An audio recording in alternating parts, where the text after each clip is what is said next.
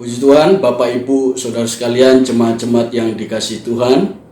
Sore hari ini kita berjumpa lagi di dalam ibadah sore hari ini. Walaupun kita tidak berjumpa, tetapi saya akan membagikan firman Tuhan bagi kita semua sore hari ini. Mari sebelum kita masuk firman Tuhan, kita berdoa terlebih dahulu. Bapa di surga, kami bersyukur waktu yang indah ini Kau berikan dalam hidup kami.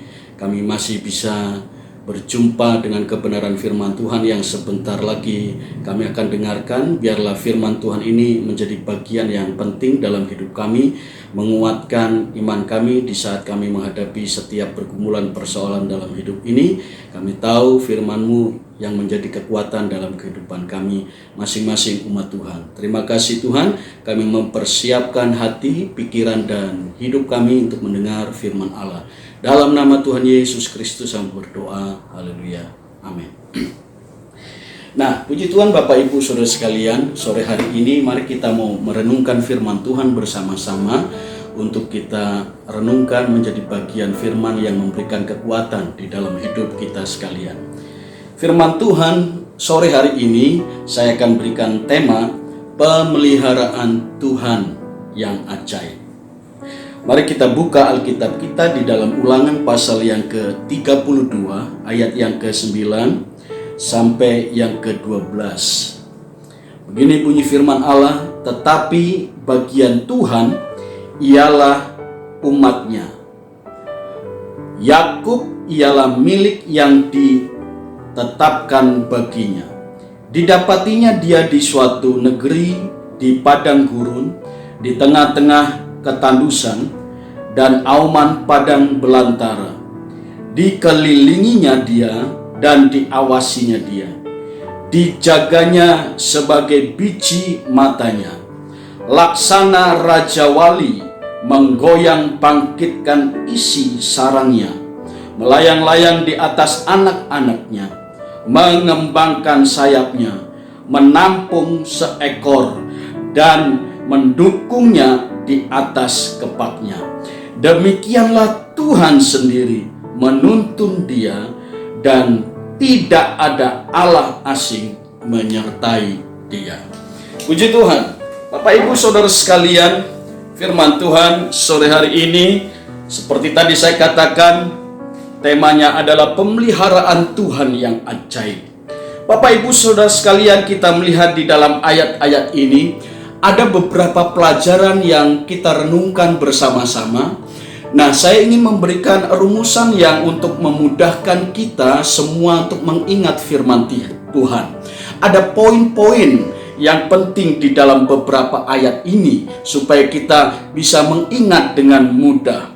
Saudara, kita lihat dulu bangsa Israel, Bapak Ibu Saudara sekalian, di tengah-tengah kehidupannya sebagai orang percaya umat Tuhan juga mengalami kehidupan yang tidak seperti yang banyak orang harapkan, selalu dalam keadaan baik, selalu dalam keadaan enak, serba berkecukupan, diberkati Tuhan dan lain sebagainya. Tetapi ada masa-masa ternyata Bapak Ibu Saudara sekalian, kalau kita belajar di dalam kebenaran ini, bangsa Israel telah mengalami sebuah perjalanan di padang gurun. Dijelaskan di sana dia mengalami satu perjalanan di padang gurun, di tengah-tengah ketandusan dan auman padang belantara. Itu dijelaskan di dalam ayat yang ke-10, Saudara. Jadi seringkali dalam kehidupan kita pun sebagai orang-orang percaya mengalami masa-masa seperti ini. Nah, kita sudah sama-sama tahu keadaan sekarang bangsa Indonesia juga mengalami pergumulan yang seperti ini. Ya, kita beribadah, ya kan, di tempat masing-masing. Kita banyak berdoa, merenungkan kebenaran firman Tuhan. Kita mungkin belum bisa berjumpa satu dengan yang lain, Bapak Ibu Saudara sekalian. Tetapi saya belajar dari ayat-ayat ini bagian yang penting yang kita yakini bersama. Nah, seperti biasa saya akan memberikan rumusan supaya kita mudah untuk mengingat firman Tuhan ini. Ada rumusan 3P yang saya berikan.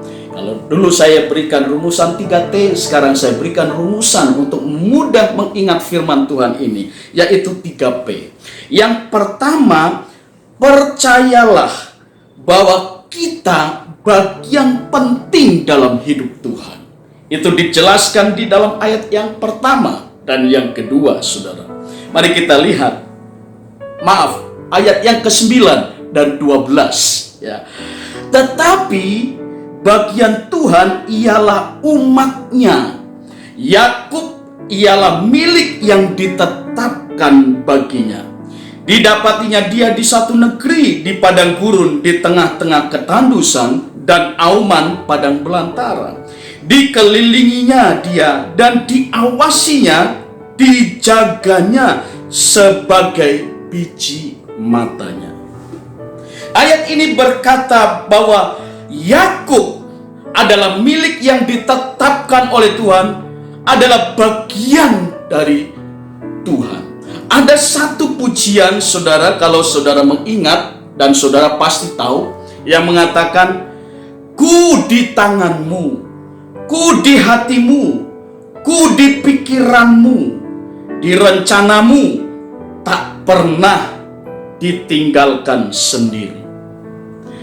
Nah, di tengah-tengah kita menghadapi pergumulan, Tuhan tidak pernah meninggalkan saya dan saudara sendiri.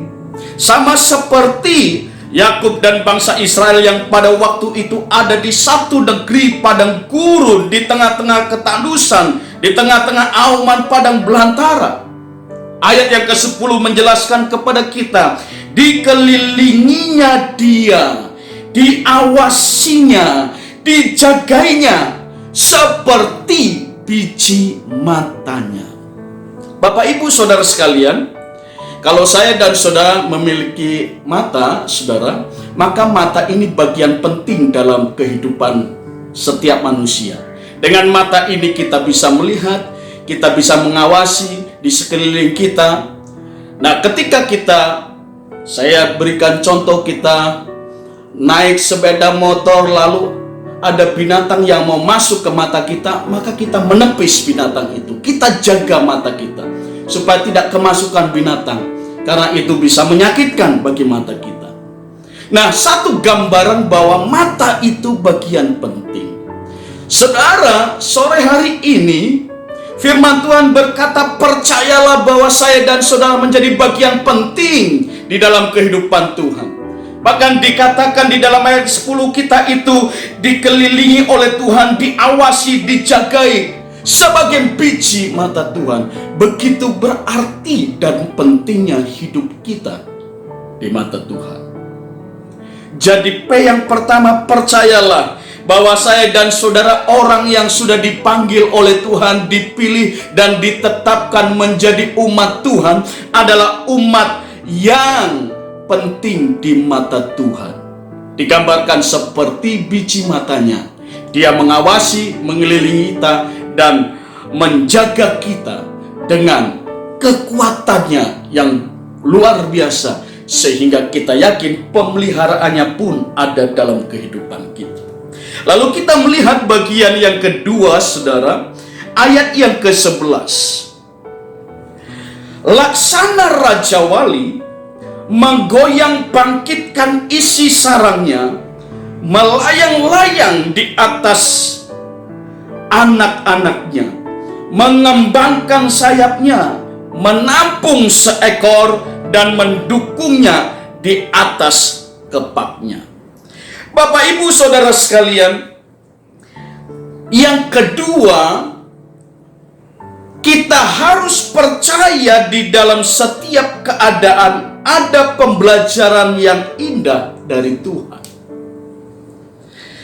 Di dalam ayat ini digambarkan seekor Raja Wali, dia menggoyang bangkitkan isi sarangnya, di mana dia punya anak di situ, saudara. Di sarang itu digoyang, bangkitkan isi sarang itu supaya anak itu belajar untuk terbang, saudara. Ketika digoyang-goyangkan, anak itu berusaha mengepak-ngepakkan sayapnya, saudara. Dia dilatih, saudara. Nah, Tuhan pun melatih kita untuk menjadi orang-orang percaya, bukan hanya menjadi anak-anak terus terus, tetapi menjadi orang percaya, umat Tuhan yang bertumbuh di dalam iman, menjadi orang percaya yang dewasa di dalam iman, bertumbuh di dalam rohaninya. Seiring dengan pertumbuhan secara jasmani, maka Tuhan pun merindukan kita mengalami pertumbuhan secara rohani. Maka situasi kondisi yang terjadi sekarang ini, Tuhan melatih kita untuk memiliki satu pembelajaran yang indah, respon yang baik, respon yang benar dari sisi firman Tuhan. Apa yang Tuhan mau dalam kehidupan kita secara pribadi? Sikap apa, respon apa yang kita harus ambil setiap kejadian dalam hidup ini? Saya percaya Tuhan punya rencana yang indah. Saya percaya Tuhan punya pembelajaran yang indah. Bapak Ibu Saudara sekalian, apa pembelajaran yang indah dari virus Corona COVID-19 ini? Orang yang dulu mungkin saudara hidupnya ceroboh, ya, hidupnya dalam kesehatannya dia tidak memikirkan banyak hal, tapi sekarang mereka memikirkan bahwa penting sekali kesehatan. Dulu yang pergi pulang rumah nggak cuci tangan, nggak cuci kaki, nggak bersih-bersih. Sekarang saudara, dia belajar tentang arti kebersihan, bahwa itu penting. Dia harus cuci tangan, ya. Sedikit-sedikit cuci tangan, sedikit-sedikit cuci tangan. Cuci tangan kok sedikit-sedikit, kira-kira begitu ya, Bapak Ibu Saudara sekalian. Ya, cuci tangan, ya. Kebersihan itu penting. Ada banyak hal yang positif. Menjaga kesehatan. Mulai sadar bahwa kesehatan itu penting, menjaganya dengan baik. Ada juga pembelajaran yang positif. Ya. Selain juga ada kita melihat ikan berita-berita yang menakutkan, yang negatif.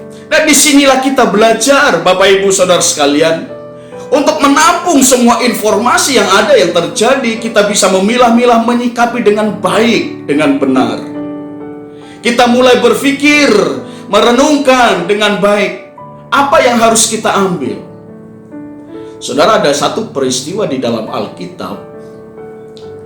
Ketika Musa mengirim 12 pengintai, saudara, mengintai satu negeri, ya. Di sana fakta yang terlihat, sama-sama melihat bahwa, ya kan, di sana memang kotanya kuat, orang-orangnya kuat, berbadan besar, suku Enak ada di sana, bertubuh besar, bertubuh raksasa. Ada dua orang yang namanya Kaleb dan Yosua. Dia melihat fakta yang sama, Bapak Ibu Saudara sekalian. Tetapi dua orang ini mengambil sebuah respon dari apa yang dilihat, fakta yang sama, respon yang berbeda. Lalu dia berkata, memang benar. Kaleb Yosua berkata, jujur, betul. Apa yang disampaikan oleh 10 orang itu betul semua. Tidak salah. Tetapi kita percaya ada Allah yang menyertai kita jauh lebih besar dari apa yang kita lihat. Nah, ini berbicara tentang respon dari apa yang dia lihat secara nyata bersama-sama, dan mereka mengaminkan semua fakta itu benar. Tapi kita lihat respon yang berbeda dari apa yang dia lihat. 10 orang terus mengembangkan sesuatu yang dia lihat memang menakutkan, faktanya dia kembangkan terus dalam pikirannya, dalam hidupnya. Sementara Yosua dan Kaleb, dia memilih untuk berkata betul, tapi ada Tuhan yang menyertai kita. Nah, Bapak Ibu Saudara sekalian, berbicara tentang respon yang berbeda itu sesuatu yang biasa di dalam perjalanan keimanan kita. Kita diajar untuk menghormati satu dengan yang lain tentang respon ini.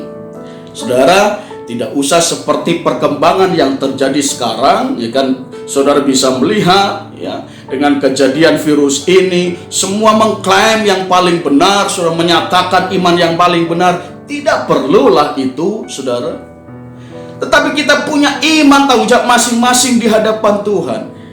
So, bisa lihat, ya kan? Klaim-klaim yang diadakan sesama hamba Tuhan, sesama pendeta mengklaim, ya, diri paling benar. menurut saya, pendapat saya, justru di dalam keberbedaan itu kita bisa melihat keindahan di dalam melihat cara Tuhan bekerja dan cara Tuhan memberikan kebenaran firman Tuhan untuk kita bersama-sama bertumbuh di dalam keberbedaan, di dalam meyakini setiap iman kita masing-masing. Dan yang paling penting adalah bagaimana kita menghargai setiap respon yang ada, yang terjadi. Bapak, Ibu, Saudara sekalian, saatnya kita secara pribadi masing-masing merenungkan firman Tuhan ini. Percayalah bahwa setiap kejadian keadaan, Tuhan itu memberikan pelajaran yang indah.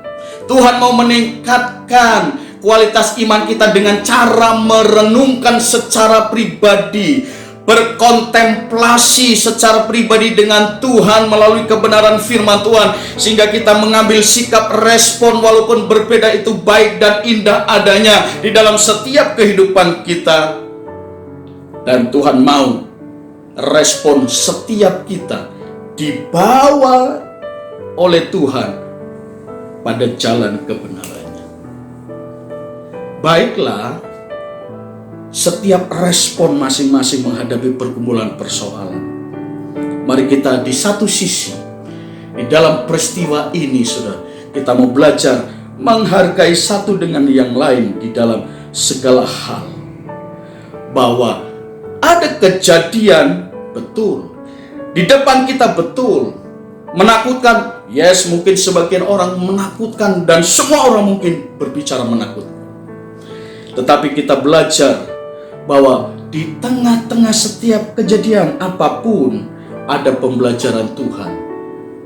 Dan Tuhan mau saya dan saudara menjadi orang-orang percaya yang bukan hanya terus menjadi anak-anak, tapi bertumbuh menjadi orang Kristen yang dewasa, yang matang. Sama seperti Raja Wali itu melatih anaknya, digoyang bangkitkan isi sarangnya, lalu mulai anaknya kepak-kepak sayap, dia berusaha untuk terbang. Dan pada waktunya dia bisa terbang, saudara. Burung Raja Wali adalah burung yang luar biasa. Tuhan mau jadikan kita gambarannya seperti burung Raja Wali yang memiliki kekuatan. Bukan burung yang seperti saudara lihat ya, burung yang kecil-kecil, burung emprit, saudara, yang kalau terbang kena angin badai terbawa angin, saudara. Tapi Raja Wali adalah burung yang kuat. Dia punya sayap yang kuat. Dia menembus badai. Dia tahu menyikapi badai itu kapan datang. Dia tahu caranya. Nah, kita diajar, saudara, untuk secara pribadi merenungkan firman Tuhan, minta pengertian yang dari Tuhan. Ya. Adapun tadi seperti saya katakan, respon yang berbeda terhadap pergumulan persoalan itu biasa. Mari kita tidak jadikan itu sesuatu yang luar biasa menjadi sebuah masalah, tetapi di sini kita sama-sama mengimani firman Tuhan yang sama, sehingga kita menjadi orang Kristen yang mengerti, akhirnya berjumpa dengan Tuhan secara pribadi di dalam kebenaran firman Tuhan. Lalu saudara, yang ketiga, ayat yang ke-12. Demikianlah Tuhan sendiri menuntun dia, dan tidak ada Allah asing menyertai dia. Yang ketiga, percayalah Tuhan tidak membiarkan kita menghadapi masalah sendiri, saudara. Tuhan berkata di dalam ayat ini, demikianlah Tuhan sendiri menuntun dia. Menuntun dia. Siapa? Tuhan sendiri. Tuhan sendiri yang menuntun umatnya, menuntun jemaatnya. Dia ada bersama dengan kita. Dia yang menuntun, dia yang pegang tangan kita. Berdoa kepada Tuhan, Tuhan tuntun, Tuhan pegang tanganku, Tuhan jagai setiap langkahku. Kemana aku pergi, Engkau menjagai. Ada penyertaan Tuhan, ada pertolongan Tuhan. Bapak, Ibu, Saudara sekalian, mari kita renungkan kebenaran firman Tuhan ini. yang singkat ini, supaya menjadi bagian yang terpenting dalam kehidupan kita. Yang pertama, kita percaya bahwa saya dan saudara ada bagian yang terpenting di dalam kehidupan Tuhan. Maka digambarkan kita seperti biji mata Tuhan yang dipelihara oleh Tuhan. Seperti bangsa Israel di tengah-tengah padang gurun yang tandus, yang gersang, saudara. Di dalam Keluaran pasal 13 ayat 21 mengatakan demikian, Tuhan berjalan di depan mereka pada siang hari dalam tiang awan untuk menuntun mereka di jalan, dan pada malam dalam tiang api untuk menerangi mereka, sehingga mereka dapat berjalan siang dan malam. Di tengah-tengah ketandusan, di tengah-tengah kepanasan yang luar biasa di padang gurun, perlindungan Tuhan yang ajaib, pemeliharaan Tuhan itu terjadi dalam kehidupan bangsa Israel. Tuhan berjalan di depan mereka. Tuhan menjadi benteng perlindungan hidup bangsa Israel waktu berjalan di tengah-tengah padang gurun. Dia menyediakan tiang awan untuk menuntun mereka di waktu dia jalan di waktu siang hari di dalam kepanasan. Dia menyediakan tiang api untuk menerangi mereka ketika mereka berjalan di malam yang penuh dengan kegelapan. Inilah pemeliharaan Tuhan yang ajaib terjadi dalam kehidupan bangsa Israel. Kita percaya ini juga terjadi dalam kehidupan kita semua. Di tengah-tengah kita mengalami pergumulan yang seperti sekarang ini, ada pemeliharaan Tuhan yang ajaib. Percayalah kita bagian yang terpenting dalam kehidupan Tuhan. Percayalah bahwa setiap kejadian ada pembelajaran yang indah bagi kita semua. Percaya bahwa Tuhan tidak membiarkan kita berjalan sendiri. Maka poin yang saya ingin katakan, bangun kepercayaan kita di dalam Tuhan. Percayalah, percayalah, percayalah. Yesus selalu ada dalam kehidupan kita. Maka kalau saudara seringkali menyanyikan satu pujian, Engkau ada bersamaku,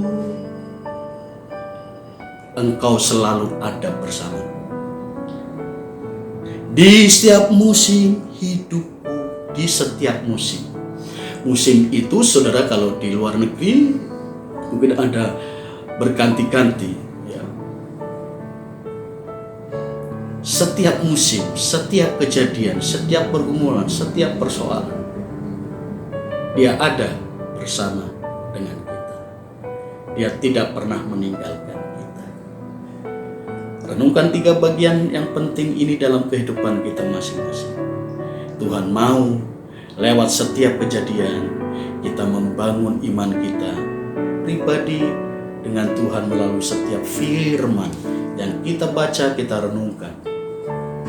Garis bawahi Bapak Ibu Saudara sekalian, setiap kejadian di dalamnya Tuhan sedang berkarya, menunjukkan sesuatu yang baik, yang indah, yang luar biasa dalam kehidupan kita. Kiranya Tuhan memberkati saudara. Firman Tuhan tidak saya perpanjangkan, tetapi 3 bagian ini kita pelajari bersama-sama untuk memudahkan saja kita mengingat firman Tuhan. Bangun kepercayaan kita di dalam kebenaran dan di dalam Tuhan Yesus Kristus. Tuhan memberkati Bapak Ibu Saudara sekalian. Puji Tuhan. Mari sama-sama kita berdoa. Terima kasih Bapa di surga, kami sudah mendengar firman Tuhan yang menguatkan kami semua. Kami terlalu yakin dan percaya bahwa Tuhan sendiri yang berkata, kami adalah bagian Tuhan. Kami adalah orang-orang yang Tuhan perhatikan seperti biji mata Tuhan. Kami sangat percaya bahwa Tuhan berkata, Tuhan berfirman sore hari ini, Tuhan yang akan terus memelihara hidup kami.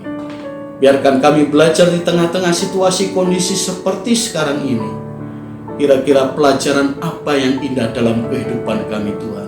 Nyatakan itu secara pribadi dalam hidup kami masing-masing. Dan kami percaya Engkau tidak pernah meninggalkan kami. Terima kasih Bapa yang baik. Terima kasih Tuhan Yesus. Engkau sudah berfirman, kami taruh firman-Mu di dalam hati kami, sehingga kami benar-benar menghidupi setiap firman yang kami sudah dengar sore hari ini. Terima kasih Bapa di surga, kami percaya Engkau yang sudah mati bagi kami. Engkau sudah mengalahkan maut, Engkau bangkit, Engkau yang sudah menolong kehidupan kami dengan menebus dosa kami dengan kematian-Mu di kayu salib. Maka kami percaya kalau hidup Tuhan saja diberikan bagi kami, apa yang tidak pernah diselesaikan oleh Tuhan, semua dapat diselesaikan oleh Tuhan yang berkuasa itu. Terima kasih Tuhan, kami bersyukur sore hari ini kami sudah mendengar firman Tuhan. Kami mengimani, kami percaya sesuatu luar biasa, pemeliharaan Tuhan yang ajaib terjadi dalam kehidupan kami. Kami imani ini bersama dengan Tuhan yang besar itu. Kami berjalan. Engkau yang memampukan kami, biar firman Tuhan tertanam di dalam kehidupan kami, menguasai kami semua. Dan biarlah Tuhan juga terus memberikan hikmat kepada setiap kami melalui firman Tuhan. Terima kasih Tuhan, kami sudah berdoa dan mengucap syukur di dalam nama Tuhan Yesus Kristus. Hamba berdoa, haleluya, amin. Puji Tuhan, shalom aleichem. Tuhan memberkati Bapak Ibu saudara sekalian. Haleluya.